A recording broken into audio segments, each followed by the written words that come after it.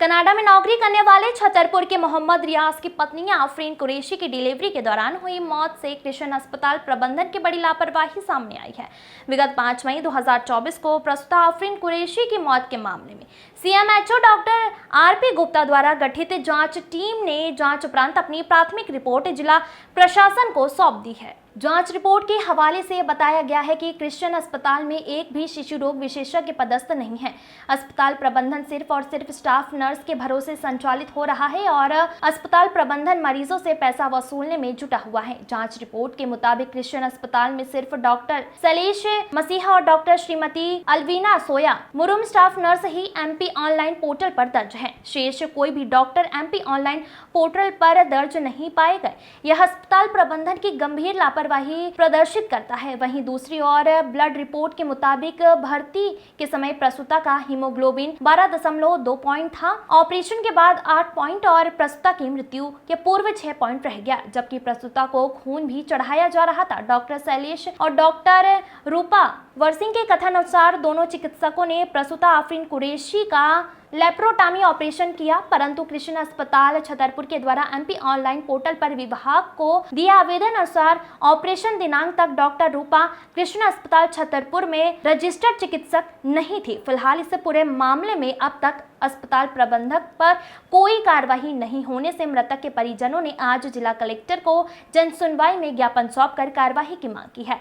मृतका के पति रियाज कुरैशी ने बताया कि उसकी प्रसूता पत्नी आफरीन का रेगुलर चेकअप क्रिश्चियन अस्पताल के डॉक्टर शैलेश कंसल्टेंट गायनिकी विभाग द्वारा किया जा रहा था। विगत 4 मई को मेरी पत्नी आफरीन कुरैशी को लेबर पेन के चलते मसीही अस्पताल में भर्ती कराया गया। मृतका के पति ने अस्पताल प्रबंधन पर गंभीर आरोप लगाते हुए लापरवाह डॉक्टरों पर एफआईआर दर्ज करने की मांग की है। वहीं दूसरी ओर पूरा मामले में सीएमएचओ डॉक्टर आरपी गुप्ता ने भी सख्त कार्रवाई करने की बात कही है। भरत यादव की रिपोर्ट।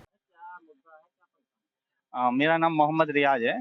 मैं कनाडा जॉब करता था, विद फैमिली वहाँ रहता था। तो मेरा तीसरा बच्चा डिलीवरी के लिए था, तो इंडिया हम लोग वापस आए थे कि यहाँ तीसरा बच्चा डिलीवरी हो जाएगी, क्योंकि 2 बच्चे के साथ वहाँ केयर नहीं हो पा रही थी। तो यहाँ मिशन हॉस्पिटल में रेगुलर चेकअप करा रहे थे, कोई प्रॉब्लम नहीं चल रही थी। और 4 मई को लेबर पेन हुआ तो उनको एडमिट कराए। डॉक्टर ने कहा सिजेरियन होगा, क्योंकि 2 बच्चे तुम्हारे सिजेरियन है। उनको एडमिट कराए और हमने उस एडमिट कराने पर हमने देखा कि डॉक्टर शैलेश मसीह ऑपरेशन के टाइम पे बाहर घूम रहे हैं। तो हमने ऑब्जेक्शन उठाया कि आप कहाँ हैं, बाहर क्यों जा रहे हैं? तो वो जल्दी से ओपीडी से अंदर चले गए। और फिर बाद में क्या नोट करता हूँ कि थोड़ी देर में बच्चा पैदा हो गया और कुछ देर बाद 1 घंटे बाद ये लोग बोलते हैं कि आफरीन को ब्लड चाहिए, ब्लीडिंग हो रही है। इस तरह से उन्होंने 3 ब्लड ब्लीडिंग के लिए 3 ब्लड यूनिट मंगाया और बाद में फिर से ऑपरेशन किया, एक और ऑपरेशन किया। और उसके बाद कह देते हैं कि हम आफरीन की बीपी लो होता जा रहा है और उसको डेथ डिक्लेयर कर दिया। ना मुझसे पूछा, ना कुछ किया, ना मेरी फाइल वापस की, ना मुझसे पेमेंट लिया और आफरीन को बॉडी को सीधे मेरे घर के एड्रेस पे डिस्पैच कर दिया और मुझसे बोले आप सर घर चले जाइए, हैं आफरीन की बॉडी घर चली गई है। जब तक मैं समझता या कुछ होता तो आफरीन को हम लोगों ने कर दिया।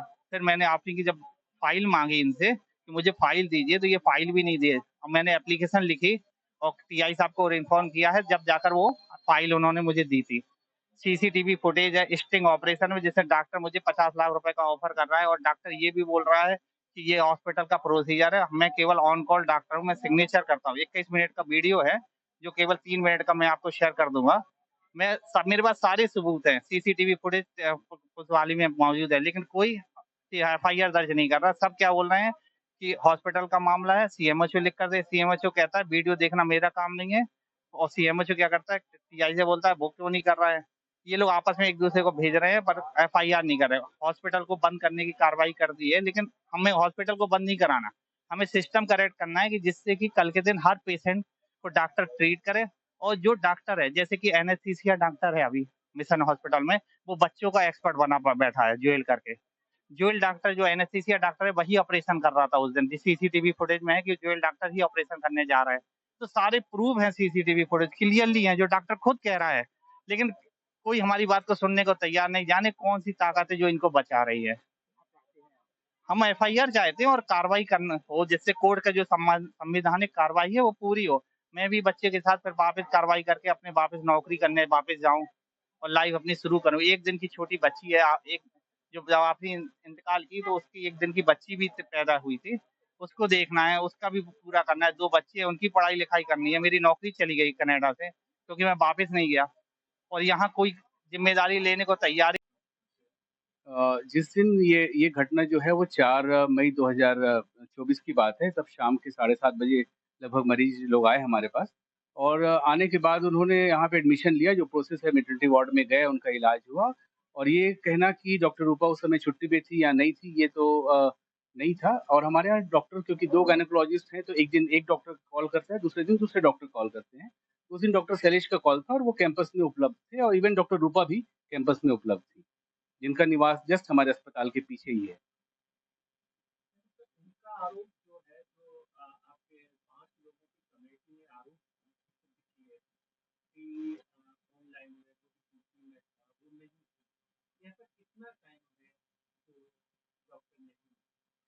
देखिए, डॉक्टर तो हैं, लेकिन जो सीएमएचओ का एक पोर्टल होता है नर्सिंग होम्स के लिए, जिसके अंतर्गत डॉक्टर रूपा वर्गीस का नाम उसमें दर्ज नहीं था, जिसको अस्पताल प्रशासन को जैसे ही पता लगा कि उसमें उनका नाम दर्ज होना है, हम लोगों ने उसकी कार्रवाई की और तुरंत हम लोगों ने उसका नाम पोर्टल में डलवाने के। कितना समय है उसमें? डॉक्टर रूपा वर्गीस यहाँ अगस्त 2022 से जॉइन की हैं, पहले अगस्त से, और जॉइन करने के बाद से लेके अभी तक का उनका नाम पोर्टल में दर्ज नहीं था।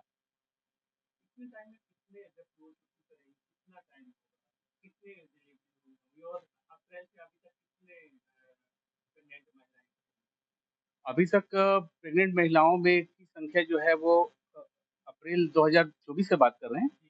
अप्रैल 2024 से सिर्फ एक महिला की मृत्यु हुई है।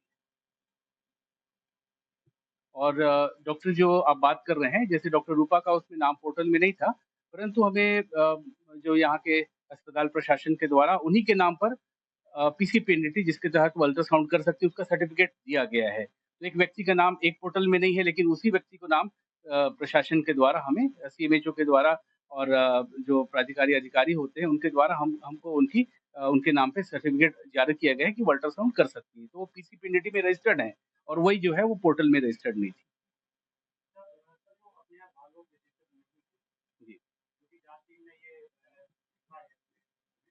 तो बच्चों का इलाज कौन करता है और क्योंकि बहुत सारे बच्चे भी आपके यहाँ आते हैं और नवजात शिशु वो भी उनका भी इलाज किया जाता है तो ये कौन इलाज करता है?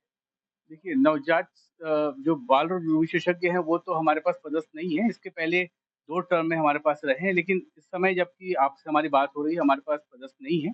लेकिन हम लोगों ने ऑलरेडी उसके लिए प्रोसेस किया है और हमारी बातचीत चल रही है कि हम एक डॉक्टर को यहाँ पे फुल टाइम रखें। लेकिन जिस समय ये घटना हुई या जिस दिन बात हुई, या जो पीडियाट्रिक, देखिए इसमें 2 चीज़ें होती हैं, तो पीडियाट्रिक केस है और नियोनेटोलॉजी होती है। दोनों जो है वो पीडियाट्रिक डॉक्टर देखते हैं। लेकिन जो डॉक्टर नहीं होने के कारण से हम लोग सिर्फ साधारण जो रोग से ग्रसित हैं या जो नवजात शिशु हैं उनका इलाज करते हैं। यदि कोई ऐसा रोगी है या जिसको ज़्यादा प्रॉब्लम है, उसको हम लोग सरकारी अस्पताल में रेफ़र कर देते हैं। मृत्यु हुई है क्या घटना? क्रिश्चियन हॉस्पिटल में 4/5/2024 को एक महिला की डेथ हुई थी प्रसव के दौरान और ये शिकायत मेरे संज्ञान में जब लाई गई तो उसकी हमने कमेटी का गठन किया और कमेटी के गठन करने के बाद उसकी पूरी जांच कराई है। ये जांच पूरी हो गई है, मेरी कमेटी ने जांच रिपोर्ट मुझे सौंप दी है। इस पे मैं इस जांच रिपोर्ट पे जल्दी से जल्दी अगर नेग्लिजेंस होगा तो कार्रवाई करूँगा। मुझे जिला प्रशासन से इसके बारे में एक डिस्कस मीटिंग करनी है। मीटिंग करने के बाद जब मैं तय कर लूँगा कि कितना गंभीर प्रकृति की लापरवाही है, उसके बाद में जो भी नियमानुसार कार्रवाई होगी मैं तत्काल करूँगा और आप लोगों को बुला के आप लोगों को सूचित भी करूँगा कि मैंने ये कार्रवाई की। जांच कमेटी ने जो जांच प्रस्तुत की है आपके पास, तो उसमें कोई कमी पाई गई है अभी? हाँ, उसमें कमी पाई गई है, लेकिन मैं इस पर जब तक विस्तृत चर्चा जिला प्रशासन से नहीं कर लूँगा उसके बारे में उसमें कुछ लापरवाही पाई गई है। ये कमेटी ने ऐसा मुझे कमेटी ने रिपोर्ट दी है और उस पर मैं जब मीटिंग जिला प्रशासन से करने के बाद इस पर आपको जैसे ही जो कार्रवाई प्रस्तावित होगी करने के बाद मैं आपको इसी तरह का एक मामला